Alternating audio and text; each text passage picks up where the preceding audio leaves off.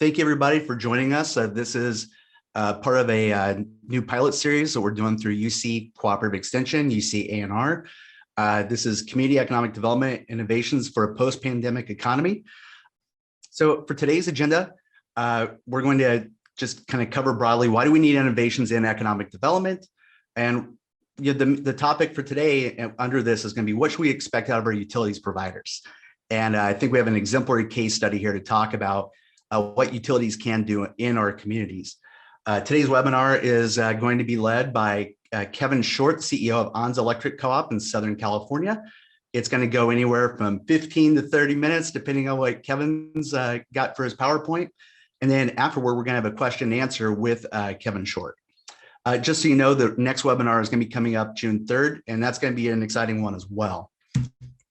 So briefly, for those of you that aren't aware, if you've been following this series, you know that I'm with Cooperative Extension. It's sort of the way that the university system breaks down the ivory tower. We do a number of things where in our community, a lot of it folks know as connected with agriculture, but clearly in my case, I work on economic development issues. This is me. I'm Keith Taylor. I am a cooperative extension specialist in community economic development. In many other university systems, my role will be an extension professor. What separates me from my colleagues is that I go out into communities and do economic development teaching and work, as opposed to just being on the classroom on the campus. Today, I'm really pleased to have my colleague and collaborator, Gabe Chan. He's going to be joining us. Hello, Gabe. Thank you for being here, Gabe. And Gabe's going to kick off the Q&A once Kevin is done with his presentation. One thing I want to acknowledge, it's been important to me to make sure that we're representative in these presentations. You will note that largely the presenters have been white. We are trying to have a more diverse group of folks come in and present, and that was our intention, but we had a number of things that popped up. So I want to reassure the audience that as we look at retooling this series for the fall, there's going to be greater degrees of representation. But in the meantime, I did want to direct you to a number of these assets and resources, programs and whatnot that we're doing throughout the UC system for representation and equity purposes. So on this topic on the post-pandemic, the necessity for innovations in economic development, well, one of the things I heard early on from a number of folks was the other end of this pandemic, the economy is going to look much different. And I had questions about that. I am not so entirely sure that's true. I think that we're already on a trajectory in many ways in our economy toward conglomeration, toward the rise of the platform economy. I think if anything, these tendencies and trends that we saw in structural change are now accelerated. So early in the pandemic, we saw, clearly a massive drop in GDP and unemployment, disruption in hospitality. A lot of restaurants and local businesses had closed out, and folks are wondering if they're going to be coming back. Against this backdrop, while we're all sheltered in place and we're reliant on frontline service workers and major support systems, we had a number of problems in our utilities. There was the Texas ERCOT debacle that happened back in February. PG&E in California continues to have the wildfire shutoffs. And broadband has been under strain with shelter in place. I'm not able to do this particular webinar series had it not been for broadband. I wouldn't be able to connect with my colleagues, Kevin and Gabe here, who are all across the United States, were not for broadband. And I'm sure a number of you on this webinar had done a lot of work remotely as well. So broadband is clearly an important thing within this post-pandemic economy. What I'd like to say then is that when it comes to how we do economic development and how we think about the players in our economy, we have this toolbox with a number of tools, but we keep reaching for the same tools over and over again. But there's really amazing public entrepreneurs out there doing some remarkable work. And that's what we're trying to highlight in this series. Up to this point, we had, my colleague, Professor Martin Kinney, present, another colleague, Matt Kropp, on community finance. Now, today is going to be Kevin Short talking about utilities. But in 2 weeks, we're going to be talking about car share cooperatives in Vancouver.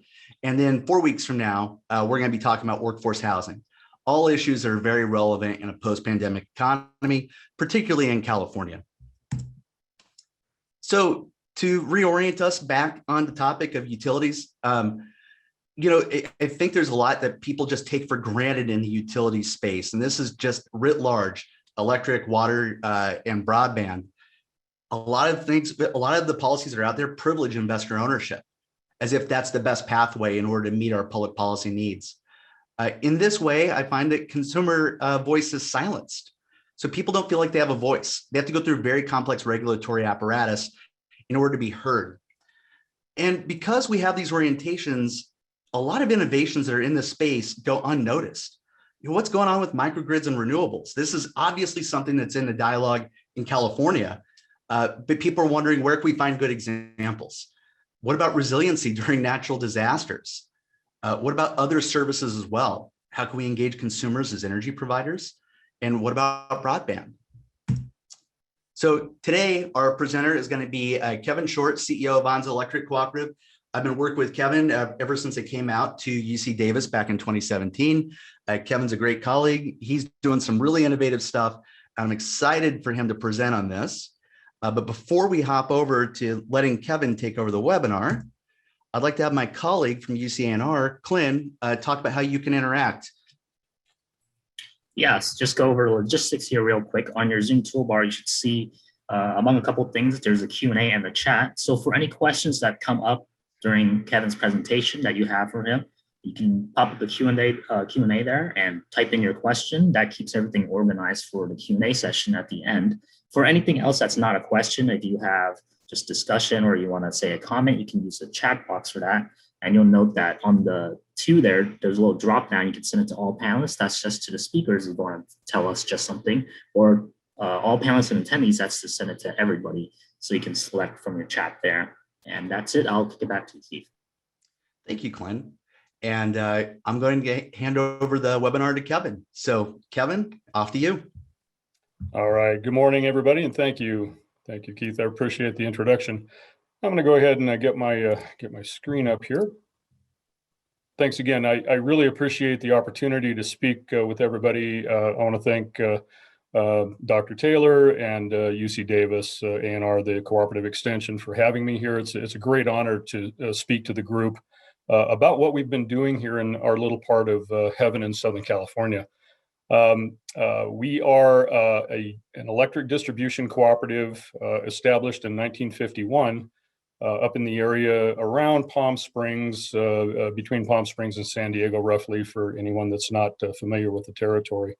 But it comes with its own challenges, being in what's essentially high desert at between 4,000 and 5,000 feet elevation. We have a wide variety of weather conditions, all the way from over 100 degrees in the summertime with extremely low humidity, single-digit humidity, to single-digit temperatures in the wintertime with quite a bit of snow occasionally too. So we have a variety of challenges in that regard in the area. Let me see if I can, here we go. I think that should give you a big blown up picture of myself, which I'm not going to dwell on too long. I've been in the utility world here now for 16 years at Anza. Prior to that, I had almost 30 years, 25 to 30 years of electrical contracting experience, specializing in solar, both photovoltaics and active solar water heating as a solar contractor in California. I also contracted in a variety of states, Arizona, Washington, and a little bit of old Mexico too. We got over there occasionally for some interesting installations. I've been general manager here at Anza now for 9 years, and very heavily involved in the cooperative world during that time, and prior to that as well. I am currently president of our statewide organization, and we're very involved in regulatory and legislative work at the state level and the national level as well. So Anza, again, we were incorporated in 1951. This is little bit of a blown up map here. I apologize. It's kind of hard to read the names of the places, but this is generally the location here, again, down in Southern California. Now, there are only 3 distribution co-ops in California, 3 electric distributions. The other 2 are Pluma Sierra up in the northern part of the state near Lake Tahoe, and Surprise Valley Electric even further north. Surprise also serves a small part of Oregon. We're the smallest of the 3 in the state, very limited service territory, a little over 5,000 meters. And I'll talk a little bit more about the difference of being a cooperative in California versus being an investor-owned utility a little bit later. Let's see here. What do I have next? Oh yeah, here's some of our challenges.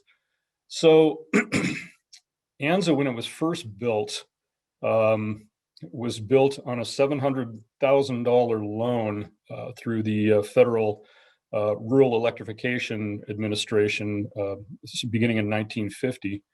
Now that loan built the majority of our initial infrastructure over the course of about 3 years. And back then it was quite a bit of money. But there was, I believe, 500 residents locally here that just simply could not be fed electric service. No investor utility would do it. That was the case across the country for many areas, rural areas, back around the turn of the last century. They just simply weren't profitable for investor owns to build to. So what happened as a result of FDR action in the New Deal, I believe it was in 1935, the Rural Electrification Act was passed, which provided funding availability to cooperative entities across the country so they could actually build their own utilities. So during that time, with that limited amount of money, the design of our system here was pretty basic. The founders of the cooperative figured that, at least one source of energy supply was probably sufficient. So that's all they built, which turns into a reliability issue for us many years down the road. And that system also had a fairly limited capacity and continues to have a limited capacity to this day. Last summer, for example, we came within maybe 1% of reaching our total import capacity of the system, which has led to several current updates that we're working through. I'll get through those in a second here. In California, with the advent of AB 32, Assembly Bill 32, a few years back, we have begun being forced by state law to incorporate renewable energy resources in our portfolio, and that can be a real challenge, especially for small utilities, particularly with photovoltaics. Up until a few years ago, photovoltaics were extremely expensive to purchase and install. That's changed quite a bit in approximately 4 or 5 years now. The cost of installed photovoltaics has plummeted, and we've been able to install a significant amount of renewables on our system now, which has helped both with our import capacity and meeting those mandates. Now, again, 70 years is a long time for just about anything man-made, and electric systems are no exception to that. So our infrastructure, we still have some of the original poles installed in the ground. Our main substation right behind my office here is pretty much all original. We're currently under a rebuild for that substation. But as you can imagine, old dried out poles out in a high desert area, which actually feeds through quite a bit of forest, presents us with some wildfire threats as well. 3 years ago, we actually experienced a 10-day complete system-wide outage, a complete loss of power for our entire system because of a wildfire that partially damaged some of our import structure, but mainly damaged the interconnection to Southern California Edison. So it took us nearly 2 weeks to get back to fully operational status back then. And most recently, we've experienced significant load growth, which is completely different than the majority of utilities across the nation in the last couple of years. Excuse me. Particularly in this last year with COVID, most electric utilities have seen a load reduction because of reduced economic activity. Our load growth is due to increased economic activity locally, mainly in the form of cannabis production. So that's presented a completely different set of challenges for us. So I mentioned renewable energy a little bit ago.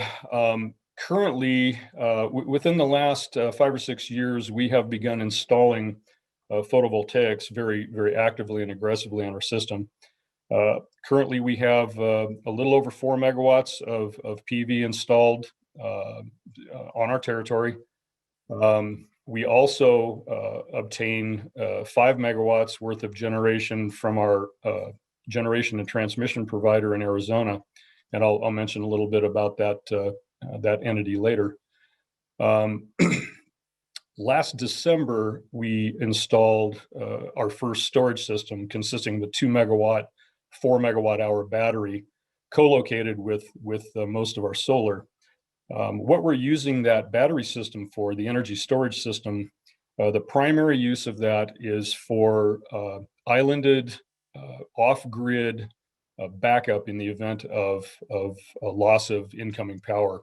And the way our territory is designed here, our town, it's a very small little town. We have we're basically located around a small 2-lane state highway, and literally all of the services for the area, the restaurants, gas stations, post office, bank, and so on, are all located on that highway. And we were able to design this battery to be able to feed power to those businesses in the event of a blackout. And since December, we've been able to do that. That load, depending on what's going on and the time of day, that load can be fed for between 4 to 6 hours. So we're able to ride through any serious outage that we would have, generally speaking. Longer outages is a different story. If that particular outage happens during the day, however, we can synchronize our solar with that battery system, and we can essentially keep at least that one circuit on all day long.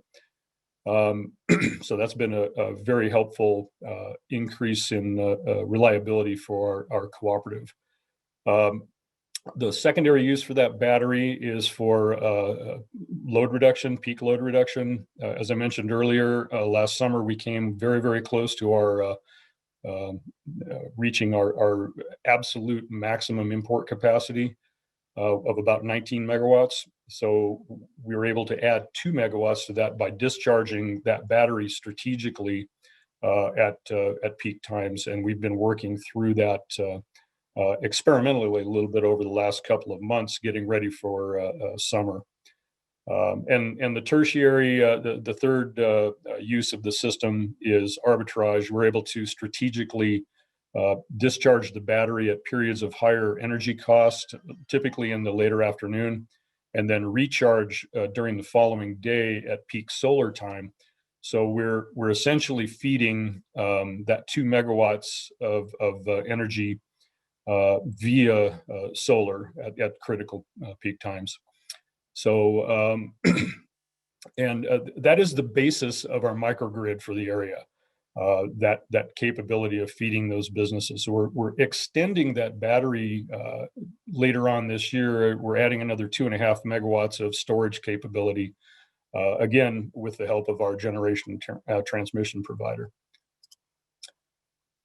About 6 years ago, we approached our membership with the concept of becoming an internet service provider. Historically, up until that point in time, we had been reliant on satellite suppliers, a couple of very small local wireless providers with pretty poor service, and some DSL from the incumbent phone company in various areas.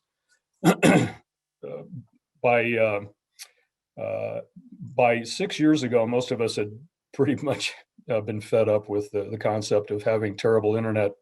We couldn't get anybody else interested for the same reason that the original founders of the cooperative couldn't get any help getting electricity to our area. It just simply wasn't profitable.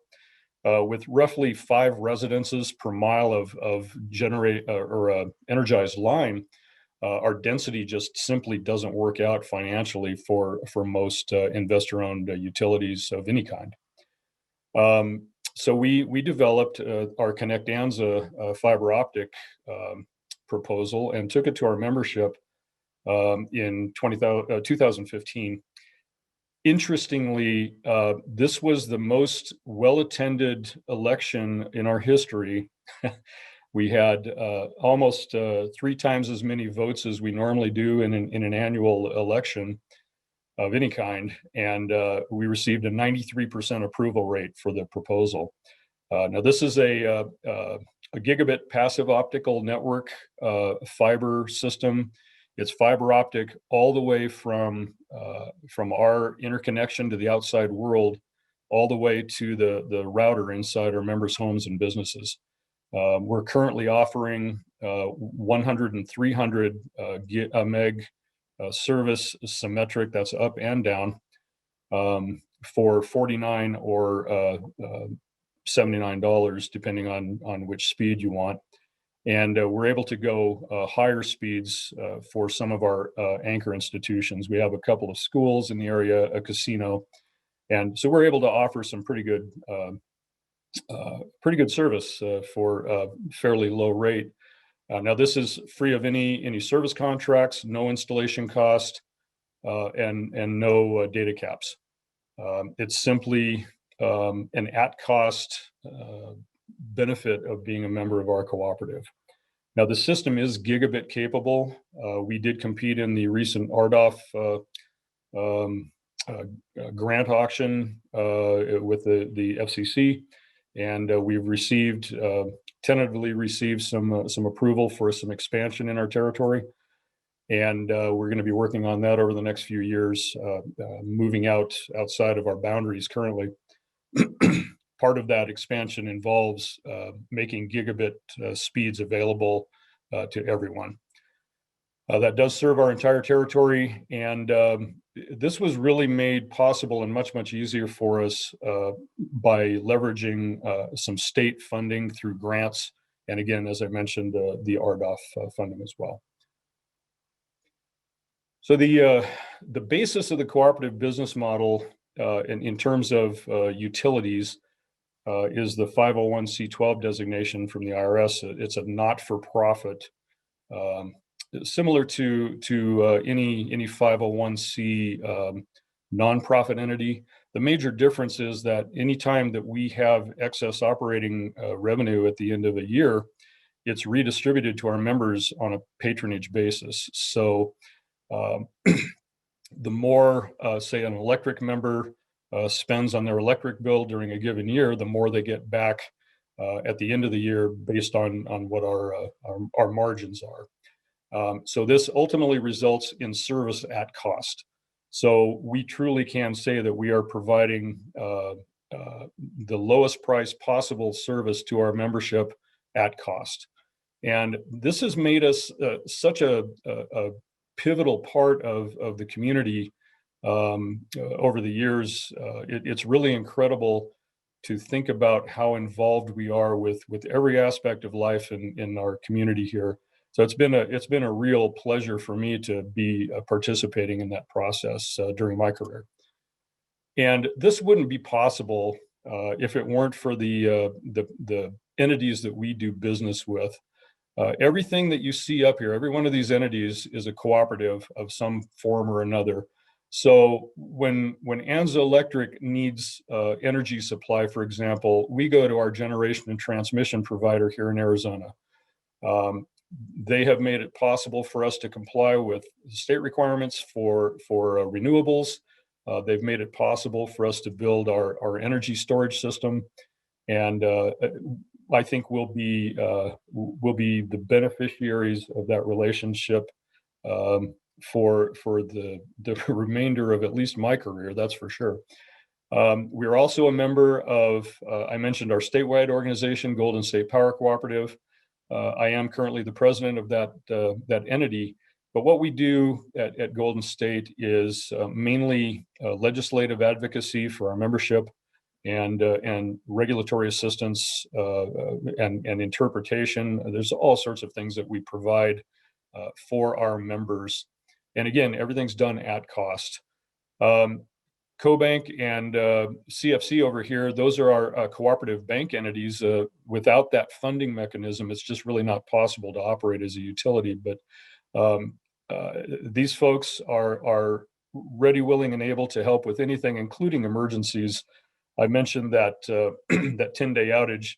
I asked over the phone. I asked for an emergency line of credit to help us bring standby generators in from one of these banks 3 years ago. I had approval within 30 seconds. It was just tremendous to be able to utilize that. NRTC, a National Rural Telecommunications Cooperative, has been instrumental in working with us on our solar project and our energy storage system as a provider of basically the conduit between us and the contractor that helped us install that. And NRECA is our national organization, the National Rural Electric Cooperative Association.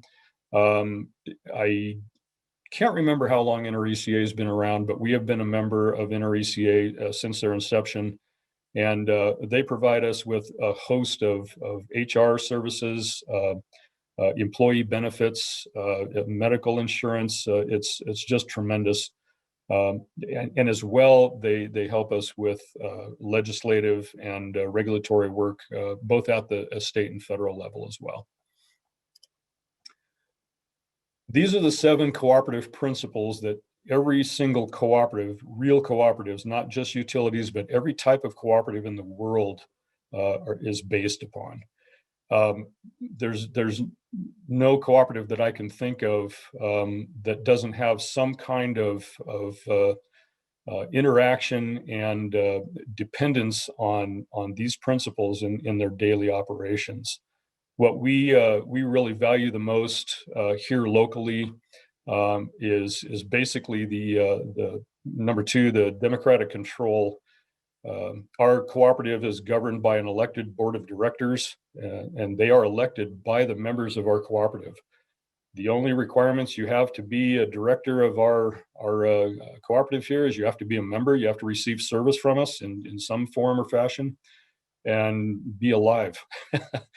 You have to be a real human. You can't be a corporate entity or something like that. But we're represented internally by those we serve, and I think that's one of the major distinctions between the cooperative world and the for-profit world. What our members want is what we deliver. Except for free power, we're not really good at that yet, but we're working on it. But power at cost is what we're able to deliver. Broadband at cost, and that's one of the major principles that Anza Electric is very dependent on. So with that, I'll leave you with a parting picture of a couple of years ago. This is our service territory in full wildflower bloom after a lot of rain. So thank you very much for your time, and I'll go ahead and stop sharing here, gentlemen, and I look forward to the questions. Thank you. Yeah, thanks so much for that, Kevin. That was great. There's a lot for us to chew over here. I want to hand it off to my colleague and collaborator, Professor Gabe Chan, to kick off the Q&A. Great. Thanks so much, Keith. And thanks, Kevin, for a great overview of Anza Electric and really, I think more generally, the cooperative model. I think one of the things that really stuck out to me is that there's so many things that Anza is doing as a relatively small entity in a rural area.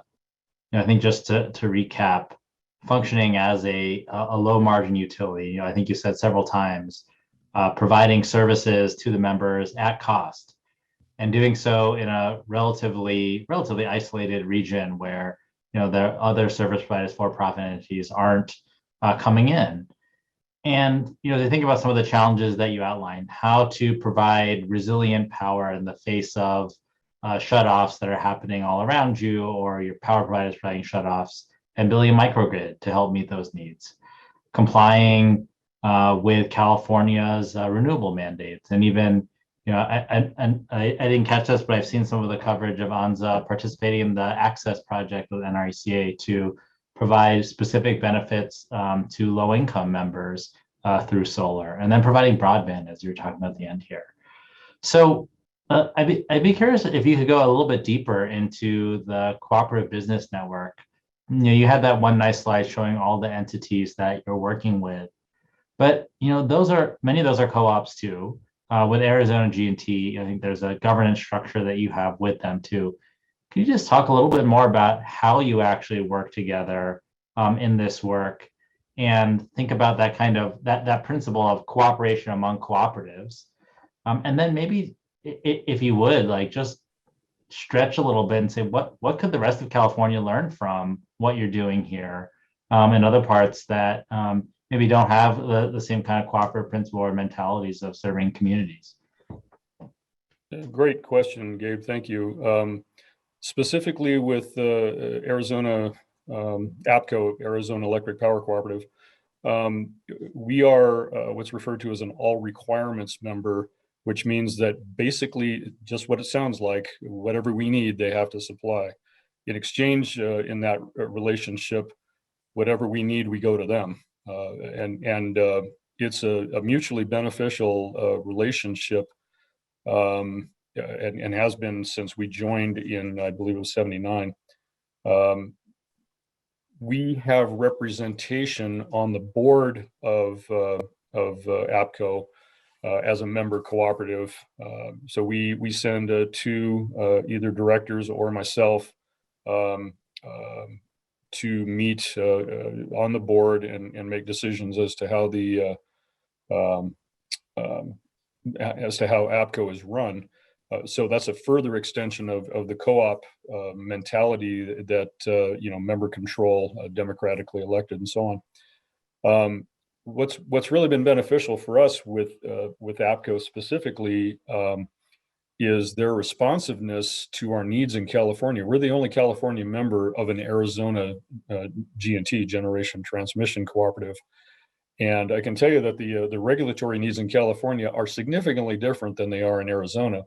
Now, there's a lot of talk sometimes that as California goes, so goes the nation. And I'm sure that some of my colleagues in other states would probably disagree with that. But we have been the leading state in renewables. We have been one of the leaders in broadband deployment, just as an example. And I think I would like to see personally more independent cooperative development throughout the state of California in the utility world. I think what we do here at Anza, what Golden State does, what our sister co-ops do, is a perfect example of how that benefits the communities that we serve and the individual members by providing those services at cost. Yeah, thanks. I think Keith, you got the next one, yeah? Yeah. So Kevin, this is great. So as you know, broadband's a big issue around California. Right. We're the land of Silicon Valley, but then you go to our rural parts, and I think that the rest of the United States would be shocked to know about our deficiencies in broadband. Yes. Here it is. You're an electric cooperative. You're doing energy, and yet you moved into another utility service. That couldn't have been an easy decision. you're now creating a whole new, balance sheet from this new service. So I guess I'm curious, can you tell us more about how you did this? That's Sure. one. What sources of funding was critical to you? Because it's not a cheap thing to do. Otherwise, we'd have broadband everywhere. And what support system actors were instrumental in delivering this? So how you did it, funding, and who helped? Okay. I can tell you that building a utility from scratch is not easy. We developed the business model about a little over 6 years ago. The fortunate thing for us is, as you mentioned, as an existing electric distribution utility, especially where we're located here, the huge majority of our infrastructure is overhead. So we have poles and wires in the ground, and we've got easements that go along with those. So it was a really straightforward design function, the actual engineering function, just simply attach some fiber optic cable to what was basically a pathway to where all of the load is. That was where the homes were, that's where the businesses were. We follow our electric path almost 100% of the time, and we simply dropped to the homes and to the businesses.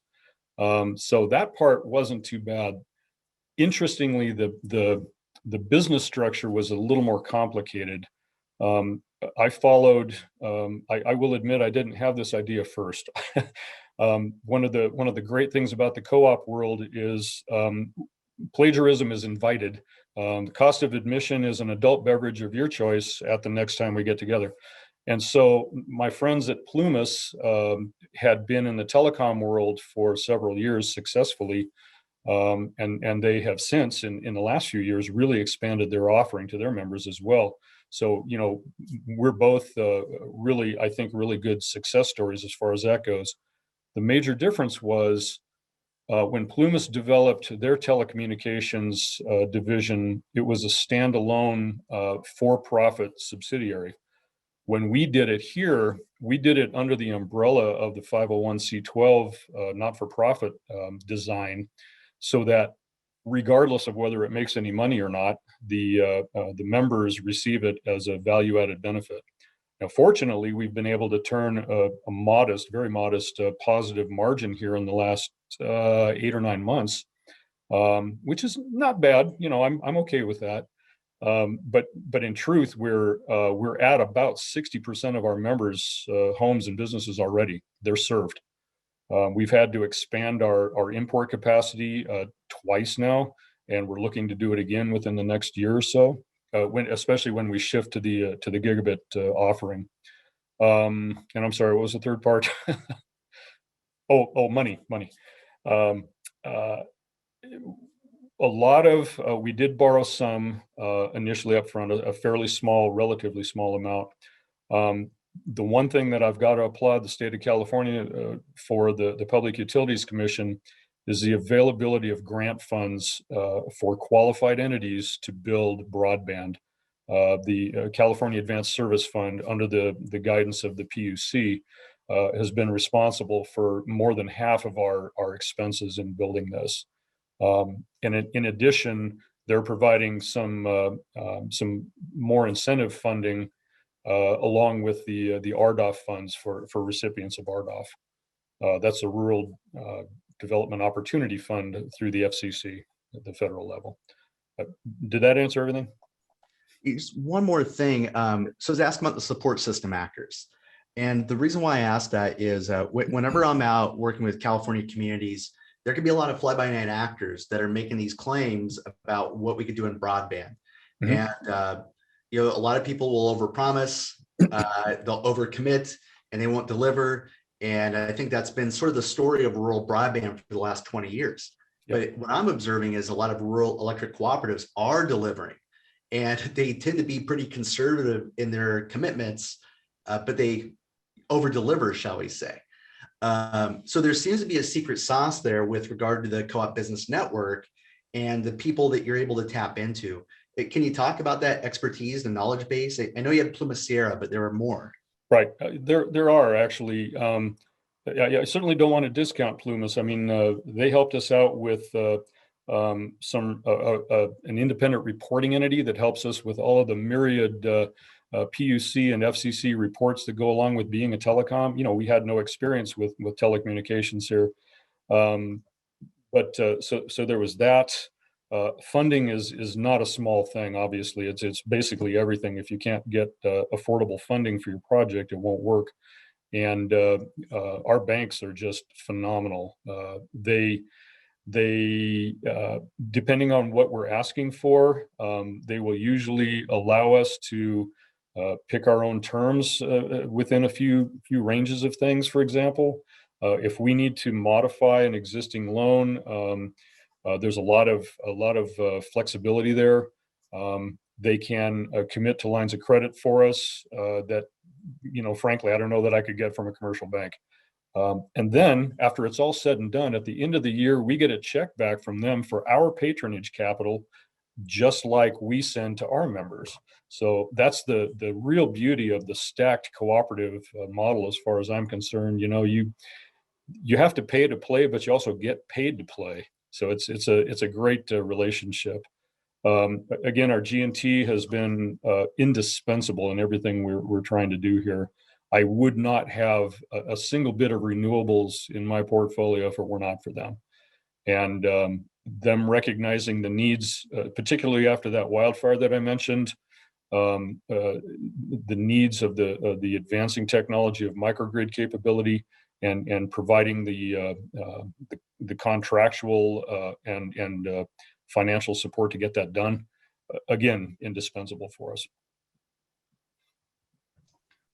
And we have a couple of questions in the chat. I might combine them into one or two here. So you mentioned some of the foundational REA loans from back in the day that set up ANZA. Are there continuing connections with the federal government, USDA, any of the grant programs for microgrids or broadband that you're tapping into? Excellent question.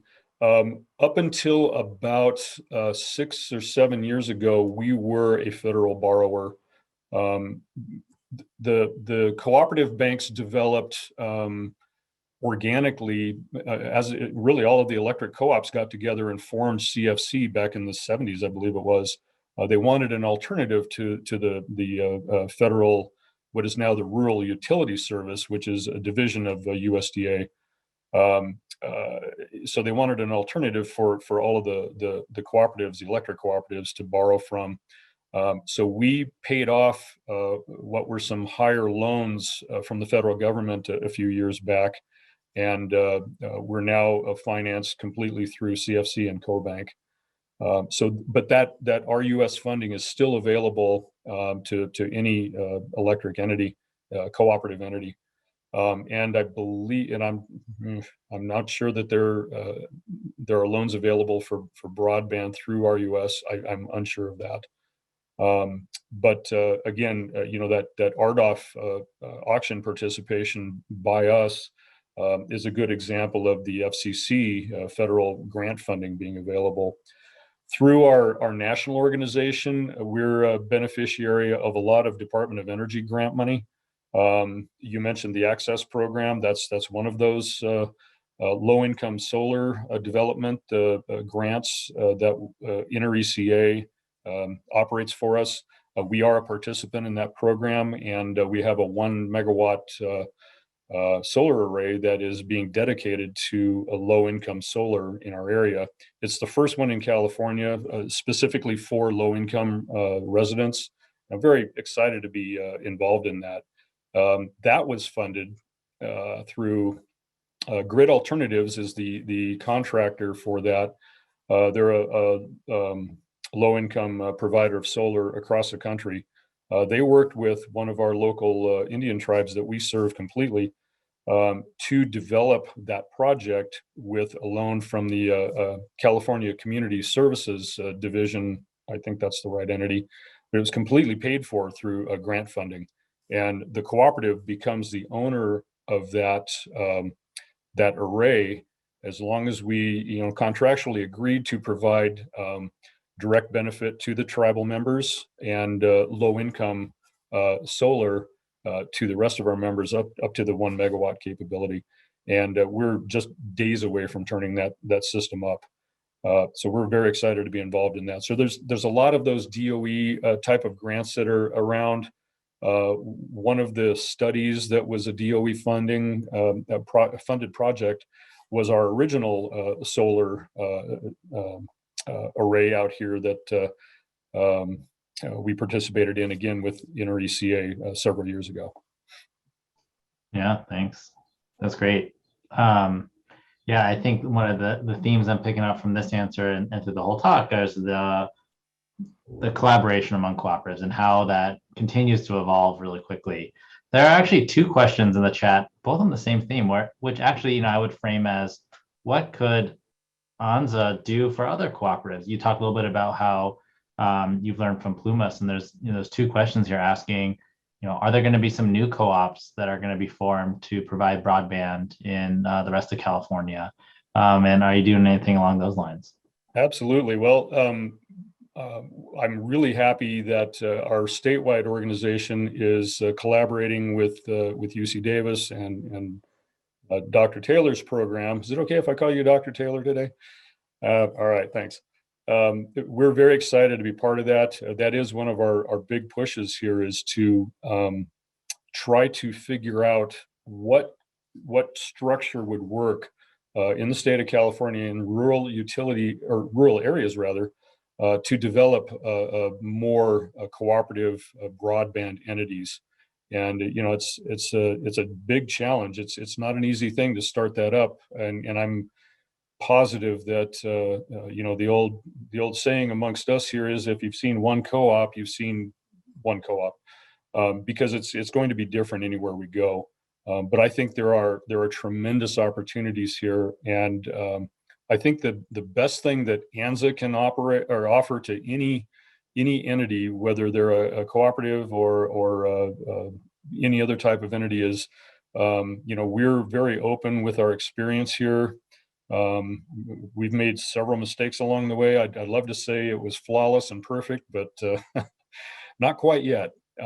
So there's a lot of learning that we're willing to do in terms of information and knowledge sharing. So hopefully that's worth something. Yeah, Kevin, what I think is great is just how much content is here. So here it is again. I love to reinforce ANZA is this small electric utility compared to the big investor owns in California. It's nothing, but you're doing all these really remarkably innovative things.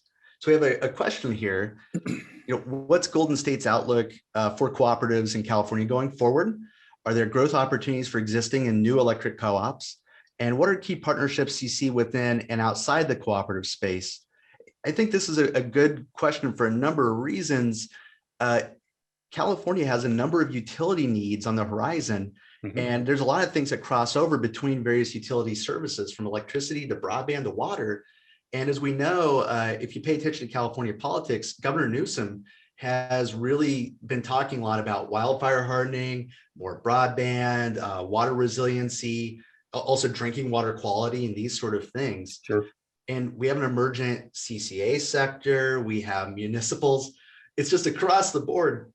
So back to this question, what are the opportunities for the electric co-ops to play in this space and to help out other folks?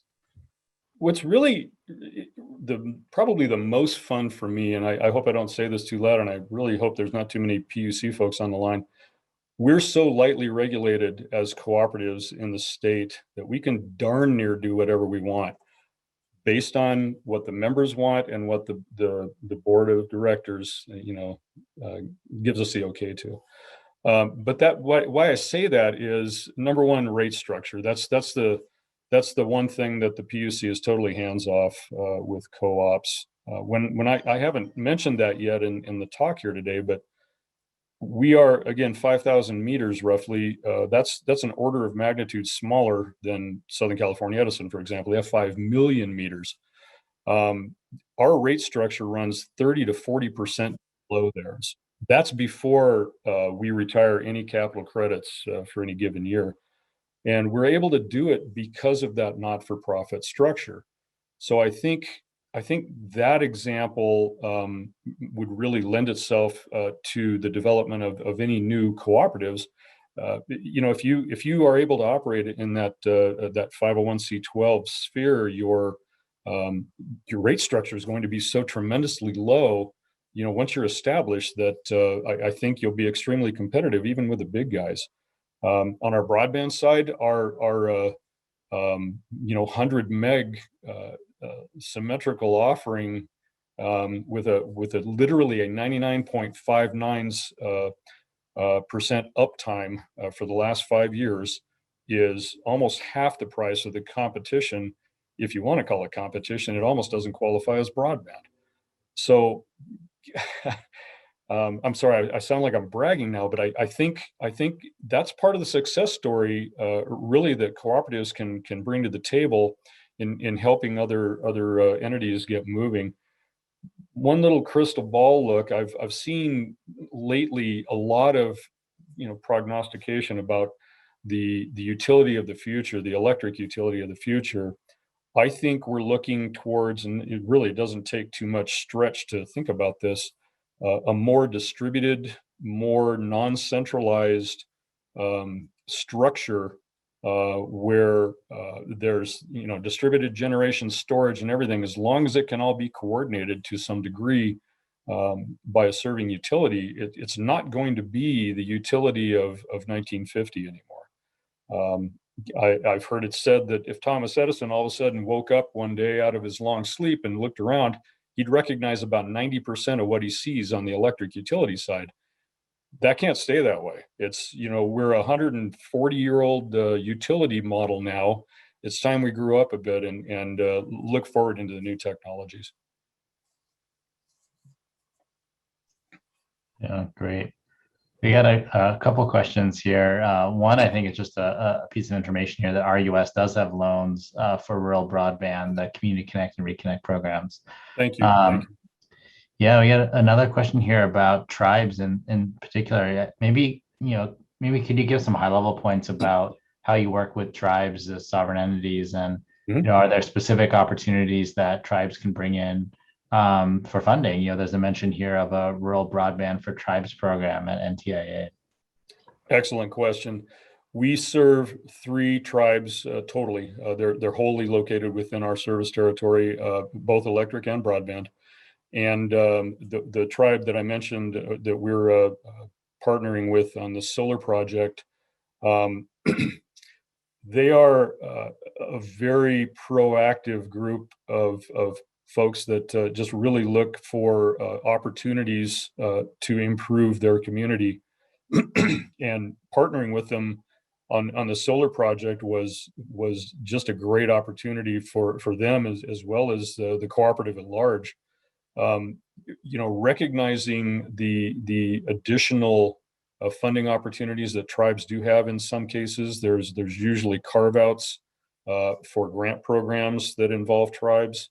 For example, the state of California has had some funding for clean transportation grants that we've looked into with 2 of the tribes here.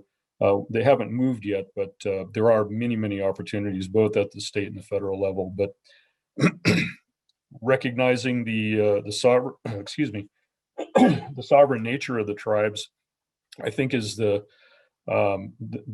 probably one of the biggest, the most important things that any utility entity needs to recognize and treat with great respect. And but the opportunities for collaboration are wide open. I know tribes across the country are in such a varying degree of economic, there's such a disparity between one tribe to another. I think the opportunities for any utility dealing with the tribes are pretty tremendous. Some of the great examples are in the New Mexico area, in and around Taos.